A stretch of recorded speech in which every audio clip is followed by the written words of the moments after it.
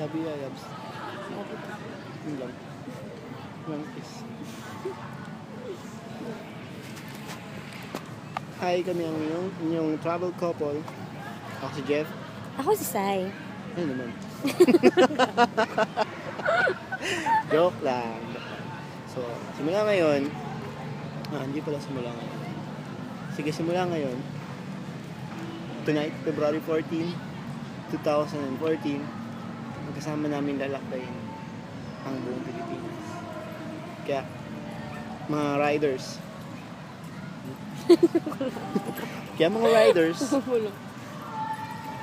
Follow nyo kami sa Facebook. Like nyo kami sa Facebook. May Twitter ka ba? Wala siyang Twitter. May Twitter ako pero hindi ko ginagamit. So, Puro siya na lang. hindi kasi ako maka-Ann Curtis. Hindi ko siya pina-follow. Kaya, more on Facebook lang ako. Visit nyo ang website namin. It's www.doraitravel.com. Kung gusto nyo ng mga ibang mga travel package, marami doon. So, katulad nga yung na-explain ko sa kanya kanina, itong Luneta Park, Rizal Park, dating Bagong Bayan, ito ang tinatawag na 0 kilometer. Bakit 0 kilometer? 0 kilometer kasi. 0 kilometer kasi dito nagsisimula ang bilang ng distansya ng mga lugar.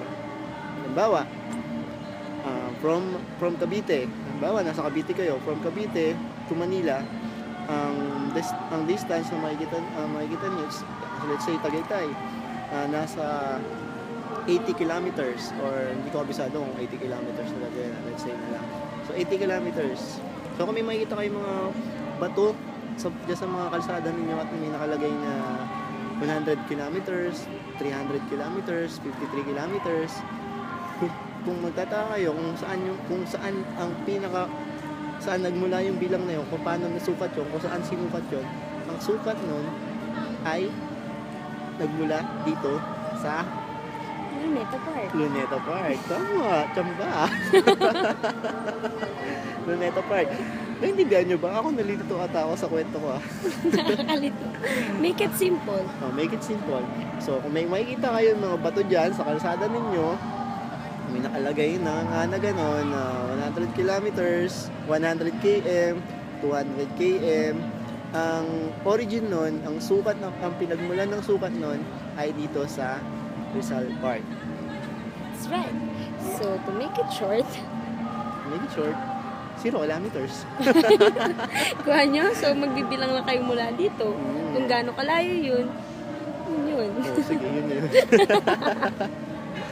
Okay. Stay tuned. Abangan nyo ang mga susunod namin biyahe. Ngayon, dito kami sa Luneta Park. Luneta Park. Ito ang Japanese Garden. Kung saan may entrance fee na, 10 pesos lang. Pakita mo ang dimple mo. Wala dyan, dito sa Sa kabila. Ayan, dimple. Sa akin papakita ko ang pimple ko. Bye. So, bye-bye for now.